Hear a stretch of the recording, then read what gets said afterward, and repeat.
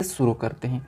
हमें question number 1 दिया है कि 3 की पावर 26 गुणा 11 की पावर 42 गुणा 7 की पावर 35 के गुणनफल में इकाई का अंक कितना होगा, ये प्रश्न पूछा है। तो दोस्तों हमें क्या करना है, यहाँ पर इकाई अंक बताना है। दोस्तों इकाई का अंक एक प्रश्न जरूर पूछा जाता है एसएससी जीडी में। चलिए तो आप यहाँ पर वीडियो को रोक लीजिए और खुद से भी कोशिश करें सोल्व करने का। तो चलिए मैं बताता हूँ, जब भी दोस्तों यहाँ पर पावर का क्वेश्चन दिया जाए और उसमें इकाई अंक ज्ञात करना हो तो सबसे पहले हमें क्या करना था, उसी पावर में 4 से भाग देके उसका शेषफल निकाल के निकालना है। जैसे अगर मैं 26 में क्या करूँ, 4 से भाग देता हूँ, ठीक है। जैसे 4 छिंग 24, हमारे पास रिमाइंडर यानी कि शेष कितना बचेगा 2। तो 3 की पावर अब कितनी हो जाएगी 2, ठीक है, कितनी 2। अब गुणे का चिन्ह वैसा ही लगेगा। अब हम क्या करेंगे, यहाँ पर भी 4 से भाग दे देंगे। जैसे अब यहाँ पर 4 धामा 40, अब यहाँ पर कितना बचेगा रिमाइंडर यानी कि शेष, यहाँ पर 2 बचेगा। तो 11 की पावर अभी कितनी हो जाएगी 2, ठीक है, समझिए। उसके बाद आगे दिया है, यहाँ पर दिया है 7 और 7 की पावर 35 है। तो यहाँ पर भी क्या करेंगे, 4 से भाग दे देंगे। तो यहाँ पर 4 8 32। अब देखिए 7 की पावर यहाँ पर कितनी बचेगी, तो 3, ठीक है, कितनी बची थी 3। अब चलिए हमारे पास यहाँ पर सभी की पावर निकल चली। इसके बाद आपको ये पता है कि 3 की पावर 2 मतलब 9, ठीक है। उसके बाद 11 की पावर 2, इसका मतलब 121, ठीक है, ये भी आपको पता है। और 7 की पावर 3 मतलब 343, ठीक है। चलिए ये हमने लिखा। हमें पूछा है इकाई अंक, तो देखिए इसका इकाई अंक 9, उसके बाद 121 का इकाई अंक 1, उसके बाद यहाँ पर गुणा और 343 का इकाई अंक हो जाएगा 3। चलिए अब इसका गुणा हो जाएगा 9 एकम 9, 9 त्रिया 27, ठीक है, कितना 27। और 27 का इकाई अंक क्या होगा 7, ठीक है, क्या होगा 7। तो हमारा इकाई अंक क्या होगा 7। ऑप्शन में देखेंगे तो ऑप्शन हमारा डी में दिया है, तो ऑप्शन डी हमारा सही जवाब होगा, ठीक है। चलिए ऑप्शन डी सही जवाब हो जाएगा। बढ़ते क्वेश्चन नंबर 2 की ओर। अब दोस्तों क्वेश्चन नंबर 2 दिया है, 7 को 107 बार गुणा किया जाता है। देखिए 7 को 107 बार गुणा किया जाता है, गुणनफलों में इकाई के स्थान पर आने वाला अंक क्या है, ठीक है, यही प्रश्न पूछा है। तो दोस्तों इसका मतलब क्या है कि इसने बोला है कि 7 को 107 बार गुणा किया जाता है। इसका मतलब क्या है, जैसे 7 गुणे 7 गुणे 7 गुणे ऐसे कहीं बार, ठीक है, यानी कि 107 बार तक क्या करेंगे, 7 गुणे 7 गुणे। प्रश्न ही कहा है कि 7 को 107 बार गुणा किया जाता है, तो हम क्या करेंगे, ऐसे ही लिख सकते हैं 7 गुणे 7 गुणे 107 तक, ठीक है, 107 बार तक हम 7 गुणे 7 गुणे लिख सकते हैं, ठीक है। तो चलिए इसका मतलब क्या होता है कि 7 की पावर 107 होती है, ठीक है। इसका मतलब ही 7 की पावर क्या होती है 107, समझिए। इसका मतलब क्या होता है 7 की पावर ही 107, ठीक है, क्या हो जाएगी 107। अब दोस्तों आपको मैंने अभी बताया फर्स्ट वाले क्वेश्चन में कि जब भी पावर होती है उसमें इकाई अंक पूछा जाता है तो क्या करना है, पावर में भाग देना है, किससे 4 से। तो हम इसमें 4 से भाग देंगे। तो देखिए 4 एकम 4 कितना बचेगा, 7 का अब 3 बचेगा, ठीक है। अगर हम यहाँ से पूरा 107 को भी काटेंगे तो देखिए 25 चौक 100, ठीक है, 25 चौक 100, यहाँ पर क्या बचेगा, फिर भी हमारा बचेगा 3 ही बचेगा, ठीक है। तो 7 की पावर कितनी बची अभी हमारे पास 3। और आपको पता है 7 की पावर 3 का मतलब क्या होता है, देखिए 4 का नियम क्या कहता है कि पीछे वाली लास्ट की 2 डिजिट से गुणा यानी कि भाग दे देना, ठीक है। जिससे तो हमने यहाँ पर भाग दिया, 7 की पावर 3 बची। उसके बाद अब 7 की पावर 3 का मतलब आपको पता है कि 343, और इसका इकाई अंक क्या हो जाएगा, तो 3, ठीक है, क्या हो जाएगा 3। अब दोस्तों ऑप्शन में देखेंगे तो हमारे पास ऑप्शन में 3 नहीं है, तो इसका मतलब ऑप्शन ई वाला हमारा सही होगा, इनमें से कहीं नहीं, ठीक है, इनमें से कोई नहीं। चलिए शानदार, बढ़ते क्वेश्चन नंबर 3 की ओर। अब दोस्तों क्वेश्चन नंबर 3 दिया है कि निम्नलिखित में से कौन सी एक संख्या विषम तथा अभाज्य दोनों है। हमारे पास 4 ऑप्शन है। हमें प्रश्न कहा है कि ऐसी कौन सी संख्या है जो विषम भी है और अभाज्य भी है। अब दोस्तों देखिए, अगर आप अभाज्य संख्या की बात करें तो एकमात्र क्या है, एकमात्र सम अभाज्य संख्या हमारी कौन सी है, ये मुझे कमेंट्स कर दो, ठीक है। एकमात्र हमारी सम अभाज्य संख्या कौन सी है, ये मुझे कमेंट करें, ठीक है। और दोस्तों हमें प्रश्न पूछा है कि यहाँ पर निम्न में से कौन सी एक संख्या विषम भी है और मतलब अभाज्य भी दोनों है, ठीक है।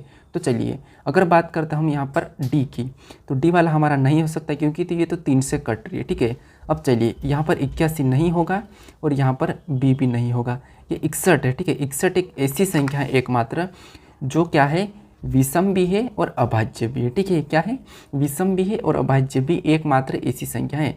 तो ऑप्शन ए वाला हमारा क्या हो जाएगा, सही जवाब हो जाएगा, ठीक है। आप मुझे कमेंट करके बताओ कि एकमात्र यहाँ पर सम अभाज्य संख्या कौन सी है, ठीक है, सबसे छोटी सम अभाज्य संख्या। चलिए अब बढ़ते हैं क्वेश्चन नंबर 4 की ओर। अब दोस्तों क्वेश्चन नंबर 4 दिया है, यदि 34 स्टार 68 से, ठीक है, यानी कि 34 स्टार 68 9 से भाज्य हो तो स्टार का मान होगा। प्रश्न पूछा है जैसे 3 4 स्टार, यहाँ पर दिया है 3 4 स्टार 6 8, अगर इसे 9 से भाग दिया जाता है, ठीक है, यानी कि 9 से भाज्य किया जाता है, तो यहाँ पर स्टार का मान क्या होगा, ये प्रश्न पूछा है। तो दोस्तों आपको यहाँ पर 9 का नियम पता होना चाहिए कि 9 का नियम क्या कहता है। तो दोस्तों 9 का नियम कहता है, देखिए 9 का नियम क्या कहता है कि संख्या का योग 9 के पहाड़े में आना चाहिए। जैसे 3 का नियम भी क्या कहता है, 100 मतलब संख्या का योग 3 के पहाड़े में आना चाहिए। 9 का नियम कहता है कि संख्या का योग 9 के पहाड़े में आना चाहिए, ठीक है। तो चलिए हम क्या करेंगे, सबसे पहले जोड़ के देखेंगे। तो 3 और 4 कितने होते हैं, 7, 7 और 6 13, और 13 और 8, 13 और 8 कितने हो जाएंगे हमारे, टोटल हो जाएंगे 13 और 8 21, ठीक है, कितने हो जाएंगे 21। एक बार और जोड़ लीजिए, जैसे यहाँ पर दिया है 8 और 6, तो 8 और 6 कितने होते हैं, चलिए 8 और 6 14 होते हैं, और 14 में 4 को जोड़ेंगे तो 18, 18 में 3 को जोड़ेंगे तो 21, मतलब इन्हें जोड़ने पर 21 हुआ है, ठीक है। तो चलिए हमें क्या करना है, 9 से भाज्य होना चाहिए। तो 21 तो 9 के पहाड़े में आता नहीं है, तो हम 21 में ऐसा क्या प्लस करें, ठीक है, 21 में ऐसा क्या प्लस करें कि हमारे पास 9 मतलब 9 के पहाड़े में आ जाए। तो 21 से पहले, 21 के बाद 9 के पहाड़े में कौन सी संख्या आती है, तो 27 आती है। यानी कि 21 में अगर हम 6 को जोड़ देते हैं, ठीक है, तो हमारे पास क्या हो जाएगा 27। तो यहाँ पर स्टार के स्थान पर अगर 6 को रखेंगे ना, तो हमारा यहाँ पर क्या होगा, ये संख्या डिवाइड हो जाएगी, ठीक है, क्या हो जाएगी, डिवाइड हो जाएगी। तो स्थान का मान क्या होगा 6। ऑप्शन में देखेंगे तो ऑप्शन ए वाला हमारा सही जवाब होगा। आशा करता हूँ आप सभी प्रश्न का सही जवाब दे रहे होंगे, ठीक है। चलिए बढ़ते हम क्वेश्चन नंबर 5 की ओर। अब दोस्तों क्वेश्चन नंबर 5 दिया है एक संख्या को, ठीक है, ध्यान से देखिए, मैं आपको यहाँ पर आसान तरीका बताऊँगा, शॉर्टकट ट्रिक। चलिए क्या कहा है कि एक संख्या को जब 899 से विभाजित किया जाता है तो उसका शेषफल 65 प्राप्त होता है। तो तदनुसार यदि उस संख्या को 31 से विभाजित किया जाए तो शेषफल क्या होगा। अब दोस्तों आपको क्या करना, एक यहाँ पर भाजक प्लस यहाँ पर शेषफल, ये इसका एक सूत्र लगता है, लेकिन हमें यहाँ पर क्या करना है, भाज्य बराबर भाजक प्लस शेषफल, ये कुछ सूत्र लगता है पर हमें उसकी कोई ज़रूरत नहीं है, ठीक है। क्यों, क्योंकि देखिए मैं एक आसान तरीका बताता हूँ। जैसे यहाँ पर दिया है 899 से विभाजित किया जाता है तो उसका शेषफल कितना बचता है 65।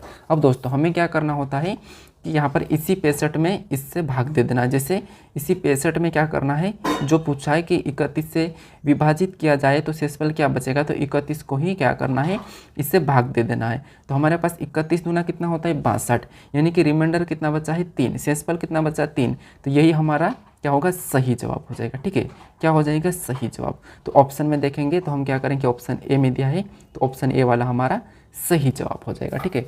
लेकिन एक बात याद रखना, ये हम तब दे सकते हैं कि जैसे शेषफल में शेषफल का ही भाग तब दे सकते हैं जब ये संख्या इससे पूरी कट रही है, ठीक है, क्योंकि 31 से 89 पूरा कट जाएगा, ठीक है, 89 मतलब 899, ठीक है। चलिए तो इसमें हमारा ऑप्शन ए सही होगा। बढ़ते हैं क्वेश्चन नंबर 6 की ओर। अब दोस्तों क्वेश्चन नंबर 6 दिया है कि समीकरण, ठीक है, एक समीकरण दी है, यहाँ पर दिया है 557 × 653 × 672/9 का शेष ज्ञात कीजिए, ठीक है। तो चलिए हमें क्या करना है, यहाँ पर शेष ज्ञात करना है। तो देखिए हमें क्या करना है, 9 से भाग देना है। तो दोस्तों आपको ये पता होगा, अगर आप इसे सोल्व करोगे तो काफ़ी, जैसे पहले इसका गुणा करोगे फिर इसका गुणा करोगे, गुणा करने पर जो संख्या आएगी उससे क्या करोगे, 9 से भाग दोगे। लेकिन नहीं, अपन एक तरीका, मैं आपको तरीका बताता हूँ कि जैसे आपको तरीका ये पता होगा कि 9 का, ठीक है, 9 का नियम क्या कहता है कि सारी संख्या का योग इसके पहाड़े में आना चाहिए। तो जैसे 5 और 5 को जोड़ेंगे तो 10, और 10 में 7 को जोड़ेंगे तो कितने होते हैं 17, मतलब कितने हैं, 9 से ज़्यादा कितने हैं, 8 ज़्यादा है। तो यानी कि यहाँ पर कितने हो जाएगा 8, ठीक है। उसके बाद गुणे का चिन्ह लगा लेंगे। अब इसे जोड़ेंगे तो 6 और 5 11, और 11 और 3 यहाँ पर हमारे पास 14, मतलब ये 9 से कितना ज़्यादा है, तो 5 ज़्यादा है, तो 5 यहाँ पर लिखेंगे। उसके बाद अब इस संख्या को जोड़ेंगे तो 6 और 7 13, और 13 और 2 15 होते हैं। तो ये 9 से ज़्यादा कितना है 6, ठीक है। अब हम इस छोटी संख्या कर लिया और छोटी संख्या करके अब गुणा कर लेंगे। तो 8 पंजे 40, और 40 में 6 का गुणा करेंगे तो 200 कितने होंगे 40, ठीक है।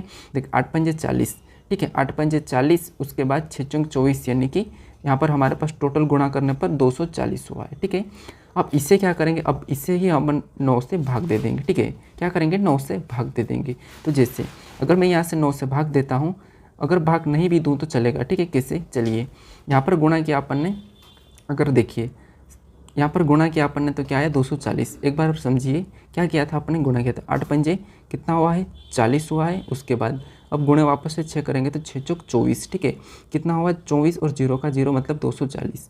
इसे 9 से काटेंगे तो देखिए 9 दूना 18। ठीक है, क्या हुआ है 9 दूना 18। उसके बाद यहाँ पर क्या आया है, अपने पास कितना बचा है 6 बचा है तो कितना हो जाएगा 60। यहाँ कितना हो जाएगा 60, यानी कि 9 6 54। तो हमारा शेषफल कितना बचा है 6 बचा है।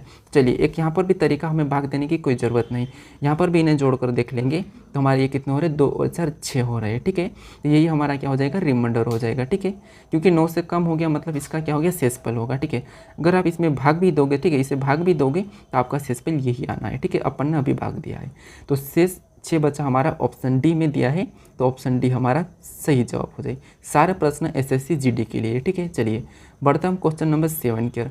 अब दोस्तों क्वेश्चन नंबर 7 दिया है, जब किसी संख्या को 121 से विभाजित किया जाता है तो शेष 25 होता है। यदि उसी संख्या को 11 से विभाजित किया जाए तो शेष होगा। दोस्तों मैंने अभी इसका इसी टाइप का क्वेश्चन बताया। ठीक है, तो अब इसे फटाफट से सोल्व कीजिए। मैंने यहाँ पर एक तरीका बताया था कि शेषफल में जो शेष दिया है उसी से भाग देना है। ठीक है, लेकिन वो कब देना है, जब संख्या ये वाली पूरी पूरी कट रही है। ठीक है, किससे, इससे।